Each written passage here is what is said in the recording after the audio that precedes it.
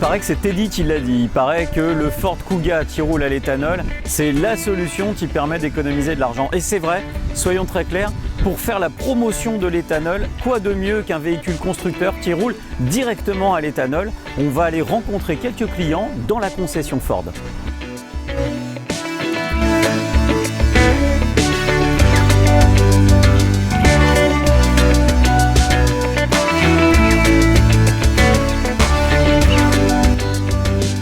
Alors on a vu la publicité, c'est Teddy qui l'a dit. Est-ce que cette publicité, elle a amené tout simplement des nouveaux clients qui sont venus par curiosité découvrir ce fameux véhicule, le Kuga Flex Fuel? Ouais, on a eu pas mal de demandes. Faut savoir que les Kuga représentaient 10% de notre volume l'an dernier. Et cette année, depuis que le véhicule est arrivé, on vend 80% des Kuga en FlexiFuel.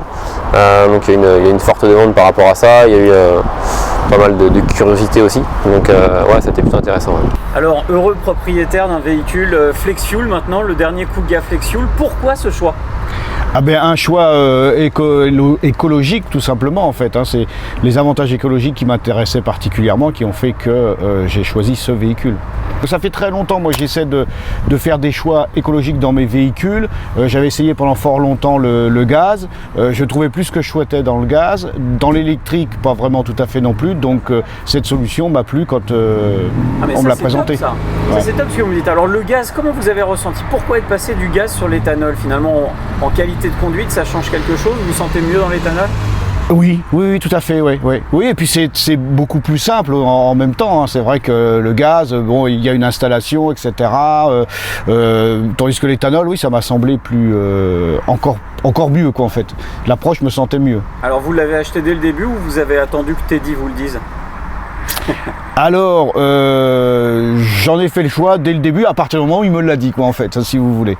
Sur l'éthanol, il y a une question qui peut se poser éventuellement, c'est peut-être celle du nombre de stations-service. Pas de souci pour faire le plein? Non, on a la chance d'être dans une grande ville, donc on a une pompe, nous, à 6 km ici, on a une également en zone nord, donc les systèmes se développent, donc ça fait pas peur aux clients, non, pas du tout. Et puis même s'il ne trouve pas de pompe, qu'il est vraiment coincé, il peut le mélanger avec de l'essence classique, donc ce ne sera pas un souci par rapport à ça.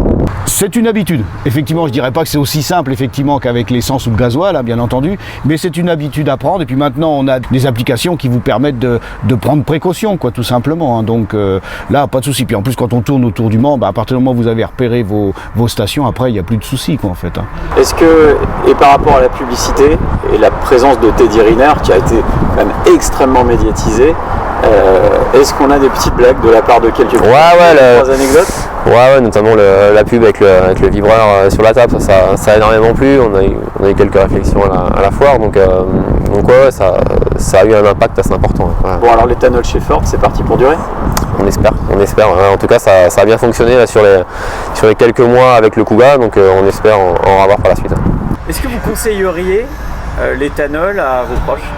Ah oui, complètement, oui.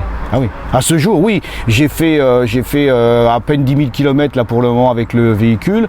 Donc, mais oui, tout à fait. Oui. Il n'y a pas de changement de conduite ni quoi que ce soit. C'est plus agréable un peu que le gasoil.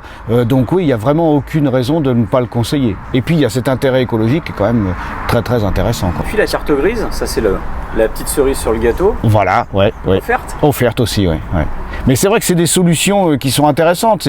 C'est des aides qui sont utiles, quoi. C'est des aides qui sont utiles. Mais c'est surtout, pour moi, je ne souhaitais pas que ça me coûte plus cher, effectivement, mais c'était surtout l'intérêt écologique qui m'intéressait, quoi, en fait. Aujourd'hui, on n'a que le Kuga FlexiFuel dans la gamme, un produit donc, qui est en fin de vie, qui sera renouvelé sur du plug-in hybride, mais par contre, le FlexiFuel, il y a une forte demande, donc on attend de voir ce que va donner le constructeur par la suite. Après, maintenant, j'attends que Ford fasse le même choix pour le véhicule utilitaire. Ah, vous voulez qu'ils étendent la gamme? Bien entendu, monsieur. Parce que moi, je suis artisan et c'est vrai que mon véhicule utilitaire, je l'utilise tous les jours et en ville. Mais je n'ai pas de solution électrique, je n'ai pas de solution gaz et je n'ai pas de solution éthanol, mais qui est neuve, donc ça se comprend. Par contre, l'électrique et l'hybride, ça, je ne l'explique pas, effectivement. Le Kuga en éthanol, un pari réussi alors pour Ford? Ouais, c'était très très bon, ça a des intérêts notamment financiers, parce que sur un Kuga FlexiFuel ou en de boîte automatique, on était à 200 grammes de CO2, ça peut être baissé de 40% le CO2 et passer à 120 grammes. Donc on gagne 10 500 € de malus sur le produit. On gagne également à la pompe puisqu'on est sur un plein à 60 centimes le litre, donc c'est très très faible. Donc même s'il y a une surconsommation, c'est quand même assez intéressant pour le client. Ouais. Allez, maintenant direction station-service, on va aller à la rencontre de ceux qui utilisent l'éthanol ou bien de ceux qui en ont peut-être marre d'utiliser le samplon. 1,50 € quand même. Vous faites le plein là aujourd'hui? Je sais pas, je vais voir. Non, je vais peut-être le faire. Éthanol 85, alors pourquoi de l'éthanol? Parce que c'est moins cher, voilà, comme je dis. Ouais, ça tourne bien, ça fonctionne, vous en êtes contente? Oui, ça va. Franchement, la différence de prix entre le samplon et l'éthanol, Oui, c'est intéressant. c'est la raison première qui vous pousse à en mettre actuellement? Oui, On est d'accord? oui, tout à fait. Vous avez été parmi les précurseurs en France à proposer une station qu'on voit juste derrière vous. Elle propose du super éthanol E85. Tout à fait. Pourquoi ce choix? C'est déjà à l'occasion d'un remaniement global de la station en 2012 pour des histoires de normes, où à ce moment-là, j'ai décidé d'investir un peu plus pour pouvoir stocker et distribuer de l'éthanol, puisque déjà en 2012, je pensais que ce pouvait être un produit d'avenir. Alors en 2012, l'éthanol, vous y croyez. Peu à peu, les boîtiers arrivés se développent aussi en France. Il y a une homologation maintenant de certains boîtiers de conversion. Tout à fait. Est-ce que vous voyez une véritable progression dans les volumes qui sont vendus auprès des automobilistes? Oui, il y a eu une vraie progression, en particulier depuis un an et depuis justement la mise en place de ces boîtiers homologués et la publicité qui en a été faite autour. Et puis du mouvement des Gilets jaunes qui a créé quand même une inquiétude sur le prix des carburants. Et à ce moment-là, il y a eu un focus particulier sur ce produit qui est facilement utilisable dans une voiture, parce qu'en fait, le boîtier, c'est pas beaucoup de main d'œuvre et ça reste d'un coût mesuré par rapport à l'intérêt qu'on en a en termes d'économie de carburant. Qu'est-ce que vous avez comme réaction quand les gens viennent payer leur facture? On voit que vous êtes relativement bas en prix sur l'éthanol par rapport à la moyenne française, vous êtes 6 centimes en dessous de la moyenne nationale. Qu'est-ce que vous avez comme réaction quand les gens viennent payer la facture et sont contents, hein? Les gens sont contents à tel point que parfois, très très rarement, mais on peut avoir quelques ruptures de stock parce que l'approvisionnement est un peu moins facile que les produits habituels.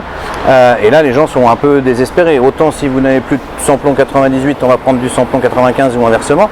Mais là, on n'a pas forcément envie de prendre du samplon 95 à 1,55 € le litre si on roule au E85 par habitude.